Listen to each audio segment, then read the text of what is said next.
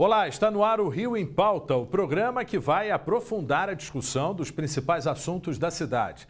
No programa de hoje, a nossa pauta é sobre segurança. 2019 mal começou e repete o mesmo cenário do ano passado. Em menos de 7 dias, 2 policiais mortos por bandidos. O soldado Miquéias Marinho Ribeiro foi morto na porta de casa quando saía para o trabalho na Baixada Fluminense. Ele foi o segundo policial morto nesse ano. O primeiro foi Daniel Henrique Mariotti, atingido na cabeça ao tentar impedir um assalto na linha amarela. O número de policiais assassinados é igual ao mesmo período do ano passado. Só em 2018 morreram, no total, 94 agentes de segurança. A estatística, apesar de alta, é menor do que 2017, quando 134 militares foram mortos. O governo Wilson Witzel afirmou mais uma vez que será duro no combate à criminalidade. Ele, inclusive, vai propor mudanças na lei para equipar mais a polícia no enfrentamento contra os criminosos. Qual o legado da intervenção? O que precisa ser feito para a cidade se tornar mais segura? Eu converso com o coronel Biratã Ângelo. Ele é especialista em segurança e ex-comandante da Polícia Militar. Muito obrigado pela sua presença. Obrigado, Sérgio. Prazer estar aqui. Vamos começar com a questão do abate ao traficante, anunciada pelo novo governador. A gente tem aí uma questão de amparo jurídico. Como é que o senhor analisa isso? Nós temos duas questões. Nós temos do discurso político e do amparo jurídico. Vamos começar pelo amparo jurídico. O que acontece? O policial ele é um agente garantidor. E como agente garantidor, ele tem o dever de prender quem esteja em flagrante, quem esteja praticando crime ou se tiver um mandado judicial. Então, essa função de prender, que é um dever dele no caso de um criminoso, faz com que o Estado lhe dê um legado, lhe dê passe para ele uma competência que é o uso da força, que deve ser gradual, seletivo, legal. Esse uso da força ele pode fazer em que casos? Para, no estrito cumprimento do dever legal, dar uma ordem de prisão, a pessoa não cumpre, ele usa a força para prender a pessoa. Ora, se eu uso a força para prender, eu tenho que prendê-lo vivo. Ou no caso de legítima defesa, própria ou de terceiros. Ou seja, quando ele usa a força, inclusive podendo chegar à força letal, em caso de está em perigo a sua vida ou a vida de outra pessoa. Na verdade, a ordem é até contrária, é a vida de outra pessoa ou até a sua própria, né? Pelo juramento que faz o policial. Essas são as duas situações jurídicas permitidas do uso da força pelo policial. Então, o policial não atira para matar. Legalmente, e não há um amparo legal, não, consequentemente não há um amparo jurídico quando ele atira para matar. E se quando ele atira para evitar que alguém morra, fazer cessar uma injusta agressão. Então, falar que ele vai atirar para abater, isso é um discurso político, querendo dar ao policial uma competência que a lei não deu e com um suposto auxílio do Estado. A expectativa, o governador pode estar com a melhor das intenções, e eu acredito nisso. Mas quais são os dois perigos? Primeiro, claro, ele quer dar ao policial uma expectativa de que o Estado o está apoiando, que ele não está sozinho. Nesse lado é bom. Mas ele não pode dizer o Estado está aqui para defendê-lo em qualquer circunstância, porque não é ele que vai para o banco dos réus, é o policial. E o policial não pode ser incentivado a abater, e sim a usar a força, inclusive força letal, em caso em que haja perigo iminente. Não precisa ser o perigo que já está acontecendo, sim, esteja para acontecer. Já se discute há muito tempo essa questão do enfrentamento. O que a gente poderia inovar a partir dessa nova administração? Quando você vê a morte dos policiais, né, que é alta, você percebe que a maioria delas não é no confronto. Não acontece no confronto.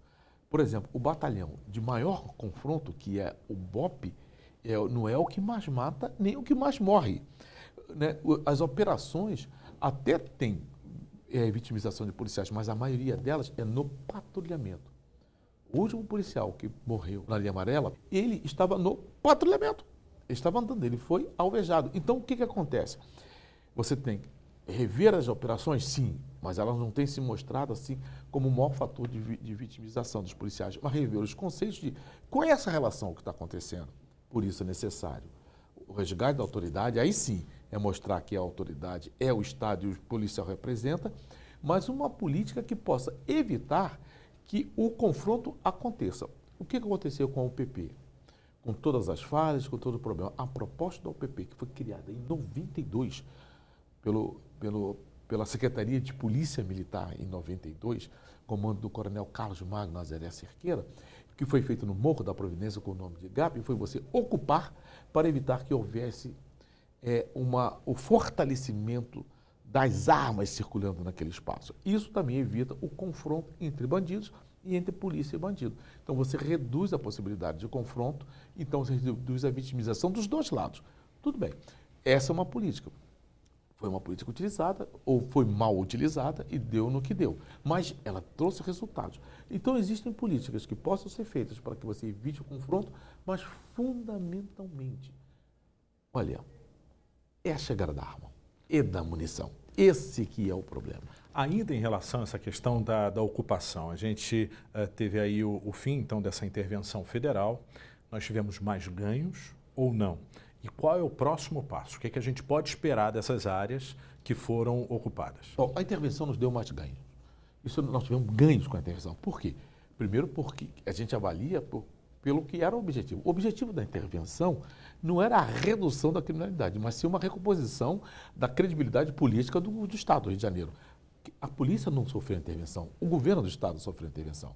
Então nós tivemos um governador que foi condenado preso. Nós tivemos a intervenção e o governador que estava naquele momento que sofreu intervenção está preso. Não estou querendo avaliar pessoas, mas sim momentos políticos. Então o processo de intervenção ele foi para você ter um resgate político da gestão da pasta da segurança pública. Quem sofreu intervenção foi o governador e não as polícias. Então esse foi o grande ganho. Nesse ganho, você aumentou a credibilidade da segurança. A sociedade esperava até muito mais do que estava previsto, mas houve ali uma aproximação da expectativa da sociedade com o que o Estado poderia dar. E o policial se sentiu mais apoiado. Para a gente finalizar essa entrevista, as declarações do governo em relação a narcoterroristas e também até a Guantánamo, né, uma inspiração para as nossas penitenciárias. A gente está no caminho certo? O senhor acredita que ainda pode se melhorar esse pensamento? Eu acho que todo agente político, principalmente quando ele está no topo, ele tem que ter cuidado com seus discursos e não prometer algo que seja juridicamente inviável.